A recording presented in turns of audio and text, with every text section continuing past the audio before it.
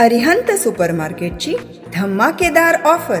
खरेदी करा कमाल, मिळवा बक्षिसे धमाल.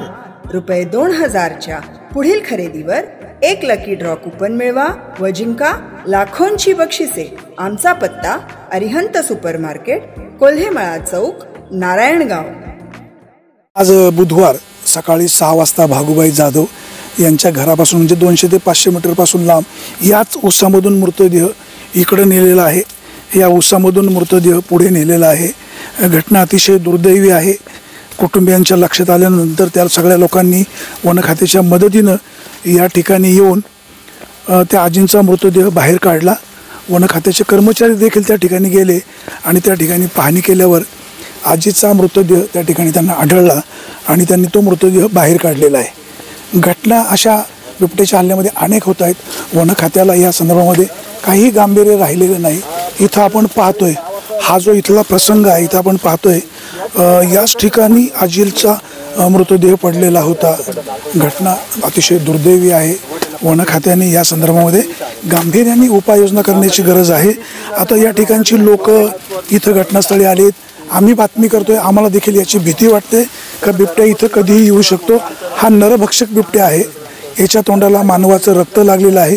बिबट्याचं आणि मानवाचा संघर्ष प्रचंड वाढलेला आहे. वन खात्याचे कर्मचारी हतबल झालेले आहे. त्यांची संख्या कमी आहे. जी काही कारणं असतील ती असतील, परंतु ह्या असा ऊसाच्या पिकामध्ये यावं लागतं, पाणी भरावं लागतं. जरी ड्रीप असली तरी ड्रीपचा वॉल फिरवावा लागतो. शेतकऱ्याचं जीवन अतिशय कठीण झालेलं आहे. लोकप्रतिनिधींनो, अधिकाऱ्यांनो, जिल्हाधिकारी, सरकारी मंत्र्यांनो किंवा मुख्यमंत्र्यांनी, पंतप्रधानांनी या संदर्भामध्ये गांभीर्याने उपाययोजना करायला हवी. बिबट्या हा शेड्यूल 1 मधला प्राणी आहे. त्याला कुठलंही म्हणजे पकडण्याचं किंवा कुठे ठेवण्याची परवानगी नाही. परंतु आता बिबट्या हा माणसाच्या मुळावर उठलेला आहे. सर्वसामान्य जनता हतबल झालेली आहे. शेतकऱ्यांचा उद्रेक प्रचंड वाढलेला आहे. या ठिकाणी आपल्यासोबत काही जरा लोक आहेत, जरा त्यांच्याशी बोलण्याचा प्रयत्न करूया. दादा, तुम्ही कुठून आले? काय तुमची भावना आहे, काय मागणी आहे तुमची? काही दररोज एक बळी जातो, याचं काय कारण? शासनाने, वन विभागाने याचे तातडीने नियोजन करून याचे काहीतरी केलं पाहिजे. याचे नरभक्षक वन विभागाने काय करावं, काय मागणी? वन विभागाने पुढं काहीतरी करून केंद्राला सांगून, केंद्र मंडळाला सांगून काहीतरी उपाय करून याचे हे करायला पाहिजे. तुम्हाला काय वाटतं बाबा, काय केलं तर बिबट्यांची संख्या कमी होईल किंवा हल्ले होणार नाही? हो, यांना बिबट्यांना गोळ्या घातल्याशिवाय पर्यायच नाही दुसरा काही. बिबट्यांना गोळ्या घातल्याशिवाय पर्याय नाही. आपल्यासोबत काही इतर शेतकरी तर त्यांच्याशी बोलूया. भाऊ, तुम्ही काय सांगाल, काय उपाययोजना करायला? एक आठ आहे फक्त. त्यांना पिंजऱ्यात तर काय ते वाघ जात नाही आणि त्यांना ना डायरेक्ट उचलून डायरेक्ट लांब नेऊन डायरेक्ट त्यांना गोळ्या झाडून नाही, त्याशिवाय पर्यायच नाही. लोकांच्या भावना किती प्रमाणात, मोठ्या प्रमाणात पिल्ल्या वाढत चाललेली आहे. त्यामुळे काय त्यांना ना ठोस पावल लवकरात लवकर उचलावे ही आपली मागणी. बिबट्या हा मांजर कुळातील प्राणी आहे. त्याची संख्या झपाट्याने वाढते.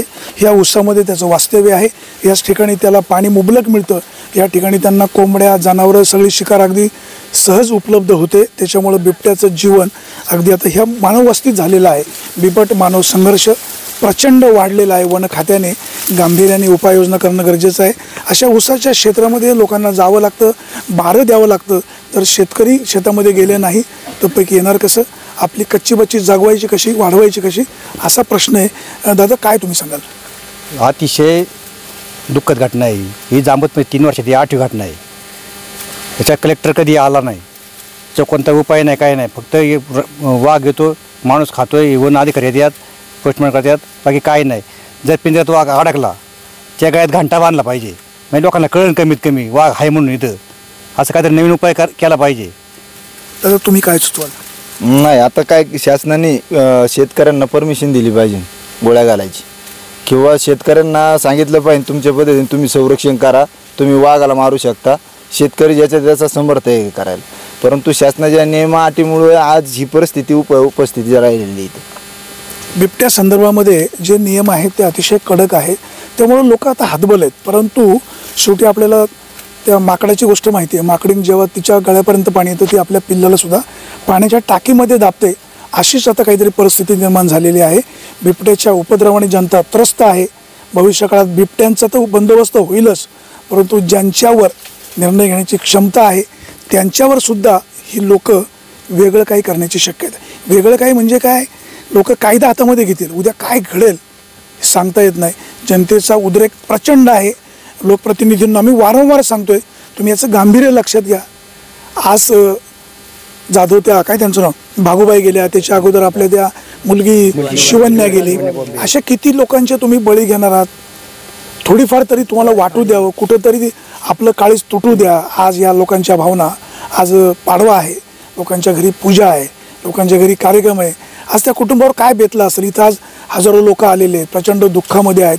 तालुक्याचे आमदार दिलीप वळसे पाटील आले, आढळराव आले, त्यांनी सांत्वन केलं. लोकांच्या भावना तीव्र आहेत. तुम्ही उपाययोजना करा. जनतेच्या पैशातनं सगळं करायचं आहे.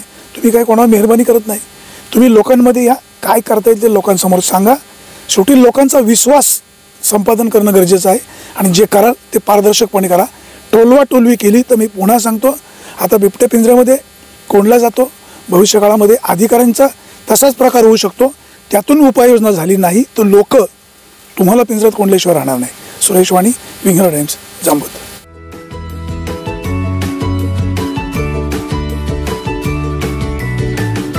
बातम्या शेतीच्या, बातम्या मातीच्या, बातम्या अन्यायाच्या, गुन्हेगारीच्या,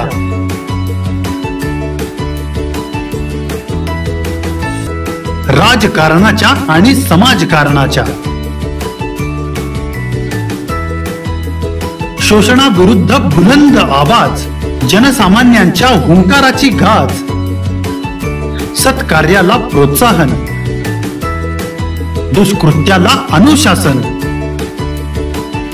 निर्भीड, निस्पृह, सडेतोड, बेधडक आणि रोखटोक म्हणजेच विघ्नहर टाइम्स. शोध बातमीचा, ध्यास सत्याचा.